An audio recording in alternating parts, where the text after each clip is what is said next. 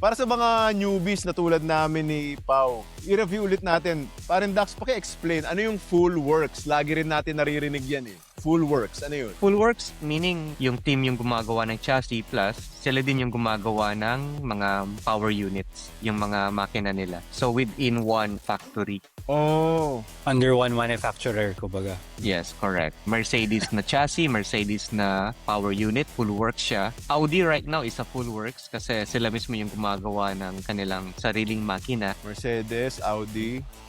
Ferrari, of course. Ferrari. They have been full works since the beginning. Wow. Ano pa ba? Red Bull has the intention to be full works. Oh, okay. Sa ngayon, yung transition lang, they need some technical assistance from Ford. Pero I think halos lahat ng engine components, Red Bull Racing na yung gumagawa.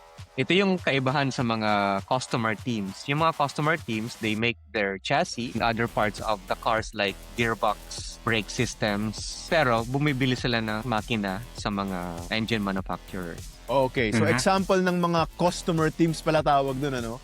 McLaren, and then McLaren, Williams, Williams. Alpine. McLaren, Williams, and Alpine. Yung tatlong yan, umu-order ng power unit sa... Mercedes. Mercedes.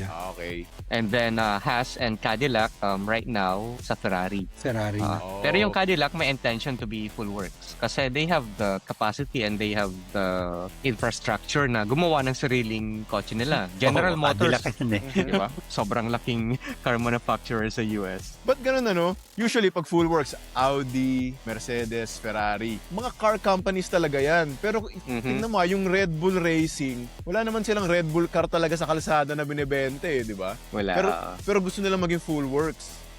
Wow, interesting. Ito yung parang unique na position ng Red Bull, di ba?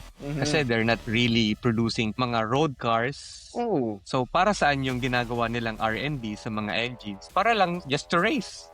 Just to be an F1. Racing department lang talaga, no? Ang daming racing teams ng Red Bull. Iba, may GT, may Rally, may yan, F1. Makes sense lang na mag-set up na sila ng full works para in-house and then hindi na nila kailangan mag-outsource ng mga parts. More cost efficient din dahil everything will be one umbrella na lang. I mean, it's gonna be good for marketing ng Red Bull brand mismo. Pero anong magiging role ng Ford sa pagiging full works nila? Tuturuan nila yung Red Bull? O temporarily, habang nag-aaral maging full works ang Red Bull, Ford muna ang taga-supply? Hindi. Sa ngayon, technical assistance lang talaga. Sa manufacturing, Red Bull na yung gumagawa ng mga components. Kasi Ford has been there. I mean, they have been in Formula 1. Dati, diba? Since yung Jaguar team pa yata. Jaguar yung team nung 2000 pero totally owned by Ford. Parang ang ano, di ba? Nakakalito.